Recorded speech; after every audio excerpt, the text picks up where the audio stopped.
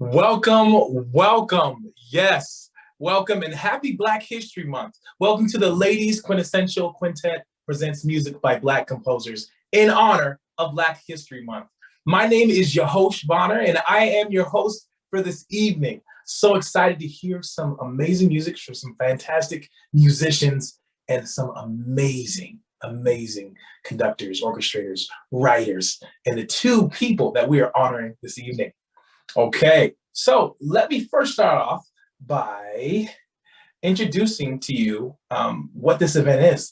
This is the Collaborative Musicians Project. It is a nonprofit organization founded to support collaborative musicians of all ages. One of the most significant ways the project does this is by providing sponsorship for professional chamber music ensembles, such as Ladies Quintessential Quintet, which you'll hear tonight. This gives the quintet the freedom to do music and many other projects that further their development of collaborating with others, such as exploring and recording new music and commissioning new original music and work. So let's introduce those ladies of LQQ. Rose Johnson on the flute, Nicole Marriott-Fullmer on the oboe, Lori Shepard on the clarinet, Sonja Reynolds on the horn, and Cassandra Bendixson on the bassoon. As a stunning example of talent and artistry, the Ladies Quintessential Quintet embodies what it means to be a female musician in the modern landscape of classical music. The members of the quintet come together for several projects each year, including concerts, residencies, and recordings. A passion for new music and cutting-edge modern quintet repertoire fuels their participation in the area of the new compositions and arrangements for the genre. They seek to promote music composed by women and less represented populations. They also actively seek collaborations with composers in the process, as well as artists in other areas of performers and visual arts. All right, so we want to invite you to donate at least $10 to this. This is very important that $10 is something that goes towards supporting groups such as LQQ. Now, we would like to welcome our guests of honor, welcoming Mary Watkins and Sydney Guillaume. Hello, welcome. We honor you today, and we hope that you feel honored by hearing these amazingly talented musicians play your music. So, first, a little bit about Mary Watkins. Watkins has composed instrumental music from individual performers, theatrical productions, films, and symphony orchestras. The music has been performed by the Berkeley Symphony Chamber Orchestra in Richmond, Virginia, Chamber Orchestra, Rohnert Park Symphony, Palo Alto Philharmonic, the Women's Philharmonic Orchestra, Camellia Symphony Orchestra, Plymouth Symphony, and the New Black Music Repertory Ensemble of Chicago, amongst others. Now, we would like to introduce to what she has written and put together, which will be played by LQQ tonight, Party Line by Mary Watkins.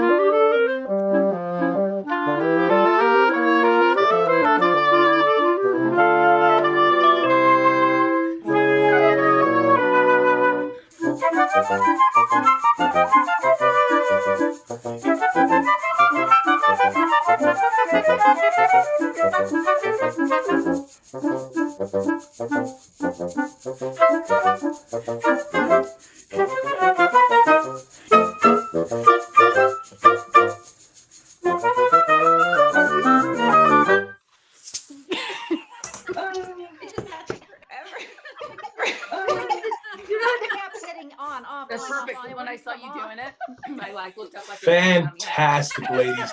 Fantastic. I hope you feel honored by hearing Line. that. What an amazing piece. What an amazing piece. Your Woodwind Trio for our performance. And I would love to get some background on those two pieces and like the history, synopsis, your inspiration. Well, the party line, I liked Woodwind Quintet. I just think you can do a lot of things with woodwinds. You know, you can, your humor can be very well expressed. I mean, you've got the bassoon and, I mean, it's just a great group to write for. And the Woodwind Trio, see, what inspired me to write those is just that I had probably been, I'd been to a concert, a friend of mine, and we used to go all these new music concerts together. And so I remember that right after one of those concerts, I felt inspired to do some of the thing. And I wrote the party line actually much earlier than I wrote the Wind Trio. I wrote the Wind Trio and a quartet more or less during the same period. But I think I like the last movement the most. Oh, the Monday morning, yes. So, but yeah, and the party line, trying to think if I wrote, I think that was the only Woodwind Quintet I wrote at that time. I've written one that's called, what is it? Spring Break. That is, I like that one. I'd like to. That's one I've written in 2020, I think. I wrote it in 2020. It's. I think it's kind of interesting. There are. It's very lively and it kind of, obviously it goes into something kind of like rock funk, and then it's back into a straight 6/8. It's really, yeah. That sounds very exciting. We definitely look forward to looking into that one. Okay, and now we have another one, which I think you guys will also enjoy. I know I would. I enjoyed it. Is the Woodwind Trio in 4 movements by Mary Watkins.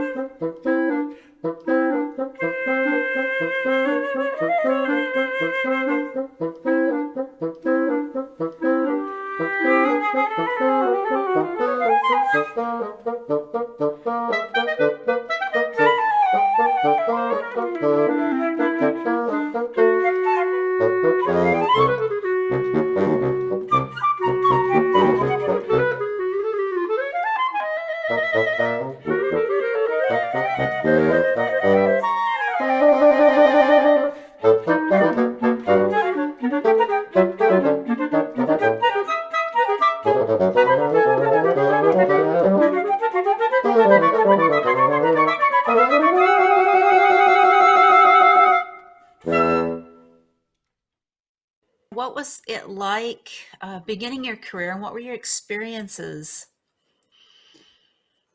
Well, my career, I was kind of all over the place. And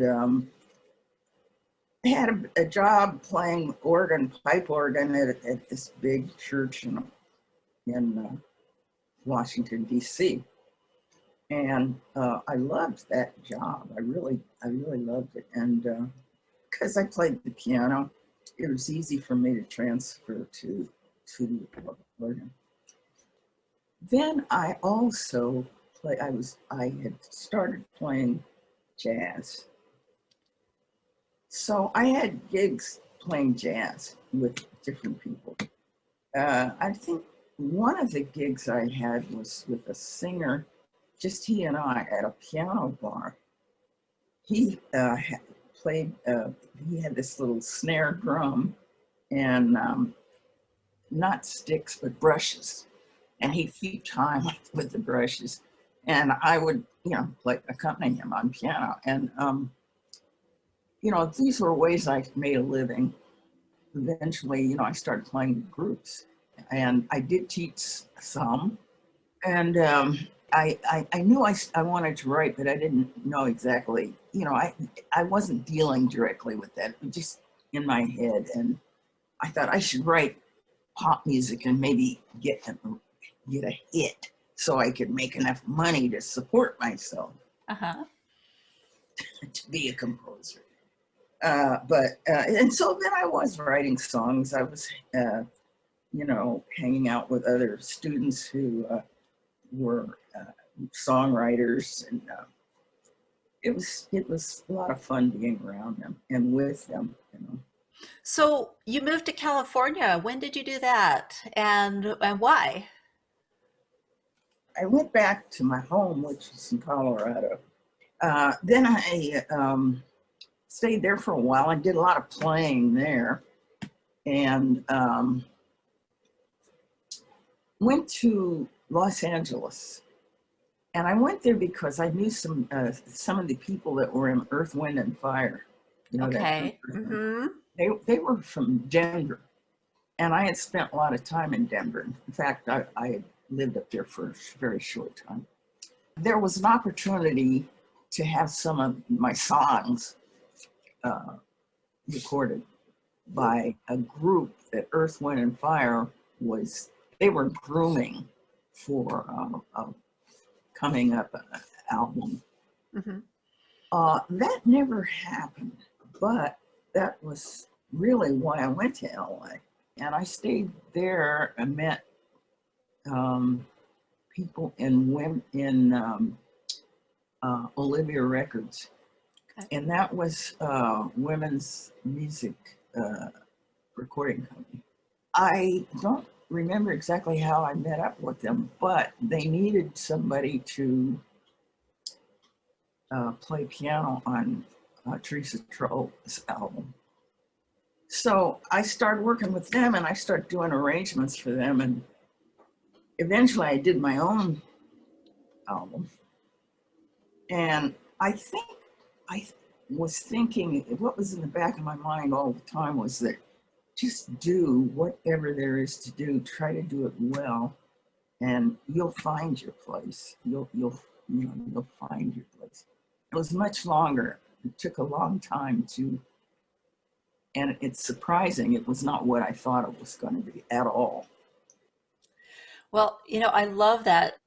Do what you do, whatever you can find to do, whatever you're doing, do it your very best and do well at it. I think that is such a key point that, we can always move forward no matter where we're at, right?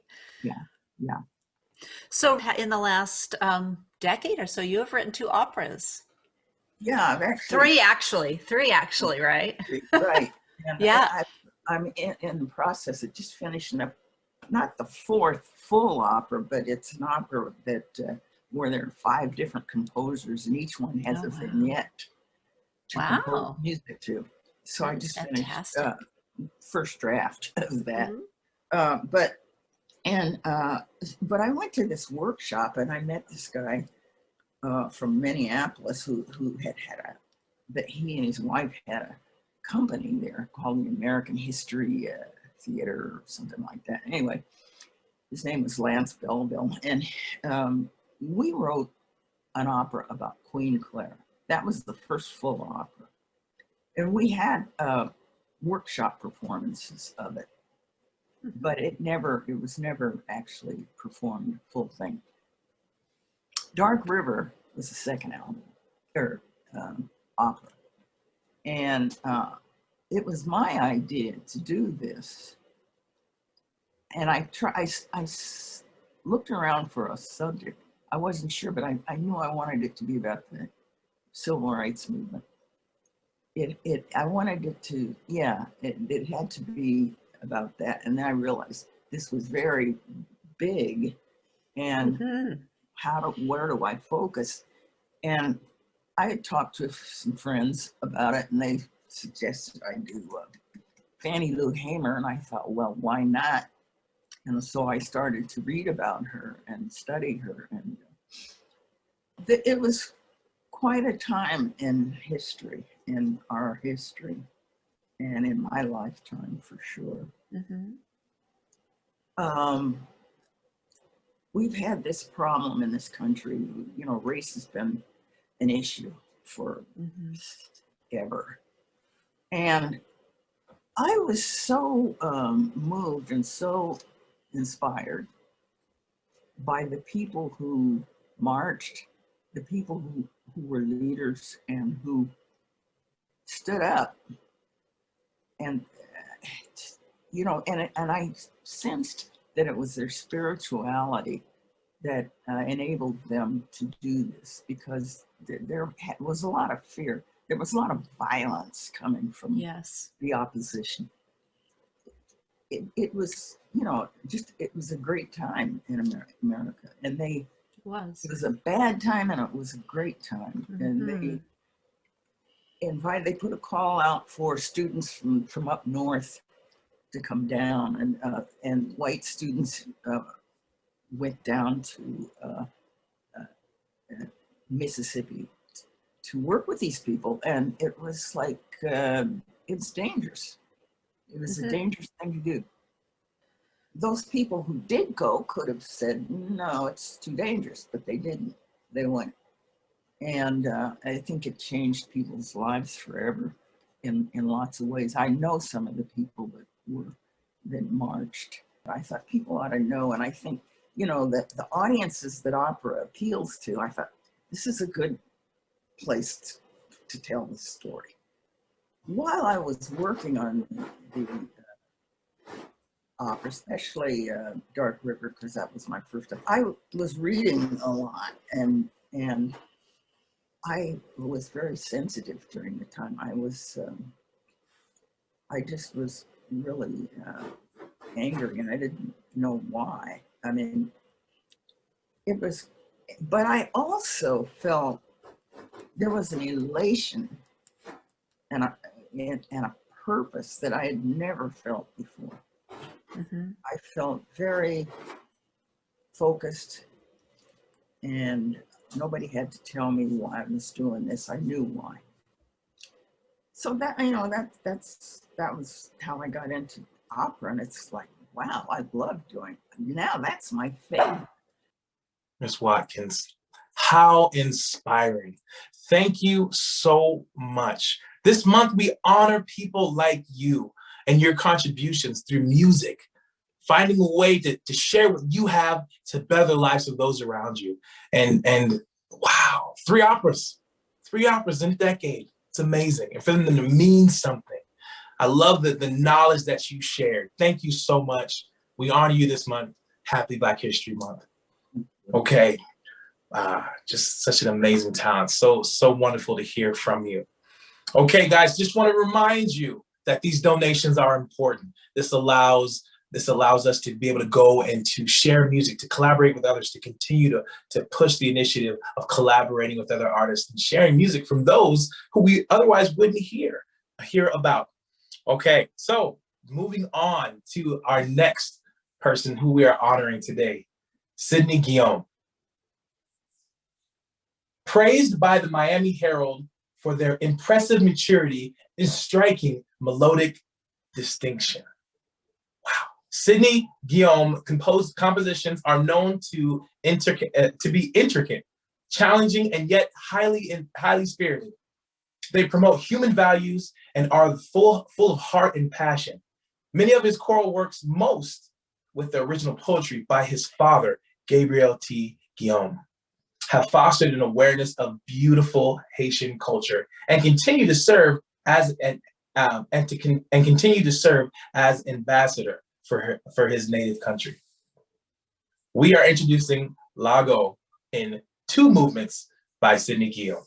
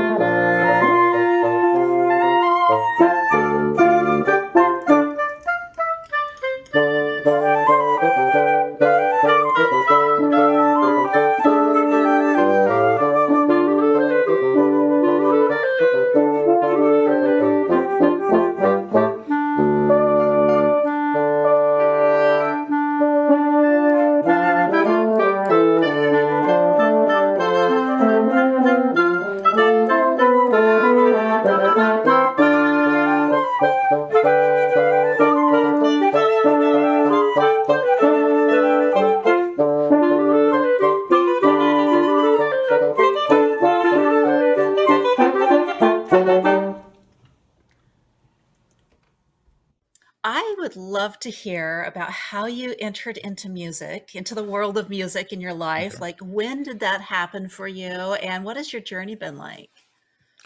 Well, I started music when I was 6 years old in Haiti. I'm originally from Port-au-Prince, Haiti, and I left the country when I was 11. So, but I started piano lessons at 6 and continued when I moved to the States. I didn't speak English, but music was easy to continue with. I went to middle school, high school, and college in Miami. And for high school, I actually went to a magnet school where I continued with piano lessons. My focus was on piano. And then for my high school graduation, I actually wrote a graduation song and that I conducted at graduation. And my composing career pretty much started then. Then I went to college and continued composing. And my degree in college was in music composition with an emphasis in media writing and production. And I wanted to do film music, and never thought I would be writing choral music, but I would one choral piece, and my career as a choral composer took off that way. But I was actually avoiding writing choral music, but now most people know me for my choral works and not my instrumental works, So What experiences have you had and who has inspired your musical journeys? Like, what inspirational experiences have kind of guided you? Oh, that's so many different ones. It's hard to just pinpoint just one. But the first thing that comes to mind for me is right now is my background as a Haitian person. There's such a rich culture in Haiti, and the music is so rich and lots of wonderful rhythms, like very intricate rhythms. And when I wrote my first choral piece, for instance, like I ended up using a lot of the Haitian rhythms in my music, and since then it's just like people know me for my rhythmic works, right? So I use a lot of my Haitian background as an inspiration. And I've gone back to Haiti after 19 years of living in the country, and I've gotten to know about Haiti as an adult, and get to know about the music, the rhythms, the culture there, and yeah, that influences me a lot. So you are considered a musical and artistic ambassador for Haiti, correct? That's a very heavy title, but to hold. But Yes. in so many. Yeah, I received that title just a few years ago. Like the top music school did a choir concert with different choirs from all over the country, and they were honoring me for my work. Because a lot of my music is in Haitian Creole, and a lot of the work that I do it promotes the Haitian culture, and also tries to show a more positive positive look of Haiti. Because of course most of what we hear about Haiti in the news is about the poverty or the destruction that happens either because of the hurricanes or the earthquake that happened a few years ago. But there's is beautiful and rich culture there, and so I try to show that through the work that I do. You have written a lot of music that uses poetry from your father. Can you talk about that? Sure. So as I mentioned, the very first choral piece that I wrote was when I was in college, and I was avoiding writing choral music. And my composition teacher, he knew that that I was avoiding writing anything for the voice, so he gave me an assignment to just write 16 bars of a choral composition. And so I wrote these 16 bars, but I asked my father for a text in Haitian Creole, and he gave me a paragraph, and then my teacher like saw that work had a lot of potential. He's like, okay, now make it like a full 3.5 minute, 4 minute work. And I went back to my dad and I asked him for a longer text, and that was our very first collaboration together. And we wrote this composition called Kalinda, and it got performed at the National Choir Conference and took off. It got published and everything, and so I started with a big bang, and which I was not expecting. And since then, I've been able to collaborate with my father in that way, and we've written over 35, I would say almost 40 pieces at this point. That is Together. fantastic. Yeah. Since college, everything that I've written has been a commission work, and so I've gotten many commissions from choir directors, and they definitely enjoy my rhythmic and fun works, and the collaboration that I've had with my father, and they always welcome they give me that wonderful platform to explore and try different things. I really enjoyed one of your pieces, Campela. Kapila, yes. It says, the children of the earth have lost their mind, and they are setting their own homes on fire. Yes. And life in our households is dying one flame at a time, and love agonizes slowly under our eyes. Enough, my friends, enough. Campila is a composition that I wrote back in 2016, I believe, and it was at a time when there was a lot of tension in both sides, right? And it's like a cry for enough. Like Capella means enough, and so my father wrote this wonderful text, and never did I think one day it would get to the point where it is now in the U.S. And so the text of that piece is even more fitting, and it's asking for for people to take stock of not only of the society around us, but also in our own personal life. And I love how it ends or closes. If we are all conscious of what we call love, life will be more beautiful both today and tomorrow. Absolutely. So that.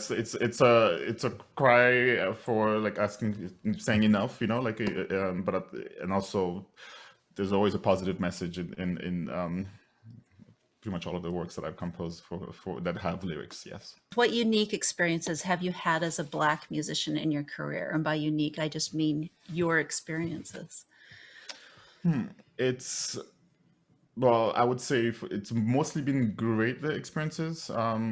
Just the fact that I've had so many ensembles embrace my Haitian culture, like in our one, like enjoying singing in Haitian Creole, and so the fact that I'm from a different country I think has been helpful for me in so many ways, because I had something so different to bring to the table. And there has been moments of like injustice that have happened, and even I've noticed them, but one thing I try to do is to not think about them too much, and not dwell on them, because of the fact that it can be paralyzing, or can actually like stop. It can be keep me from being motivated to continue the work that I do. So I try to approach everything with a clear mind, and not have a predisposed point of view, because everyone is different. Everybody has a point of view, but I've had experiences that were not so great, but I try not to dwell on that and continue, because it's mostly been great experiences. And I think that is a fantastic perspective for all of us, to having that positive motivation to keep moving forward at all times. Absolutely. Yes. Absolutely. So I would love to hear about Lago and how that came about. And if I'm correct, Lago means it's like a game of tag. Absolutely. Okay. Yes. It's so in Haitian. It's a lot of my pieces, they have, especially instrumental works, they have a Haitian Creole title, right? And so after I wrote this piece, I was trying to figure out what would be a great word, what would be a great title for it. And I thought of Lago. Lago means tag, right? And I think because of the fact that there are so many like melody lines like that go from one instrument to the next, you know, there's a lot of that Yes. happening in the piece. I figured like Lago would be a great title for the piece. Like tag you it, you know, like just yeah, the melodies will go from one instrument to another. Yeah.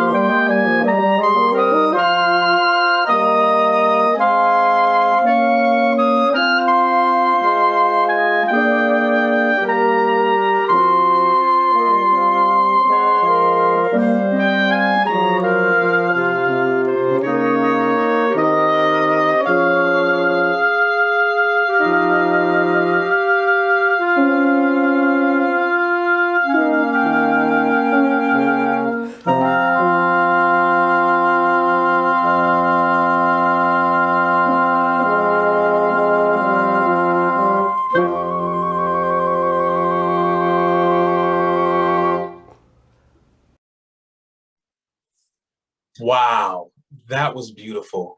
And your country is beautiful. My wife is from Haiti. I love Haiti. I love how you have involved your culture so deeply in your music. And your father, what an amazing opportunity to strengthen that connection with your father. Music is so uniting. And even though you have come up against some injustice, you look on the bright side of things and you continue to push forward and to share your music to change the world. Thank you so much, Sydney. We appreciate you. We honor you this month as well. Mary, Sydney, you guys have been phenomenal for us and have lifted me today. Ladies and gentlemen, thank you so much for coming and celebrating with us. Now, this isn't it. You can still donate and you can still join us. Please join myself, Mary Watkins, Sydney, and the ladies of LQQ in the Zoom meeting room. Thank you for coming. Happy Black History Month, and we'll see you soon.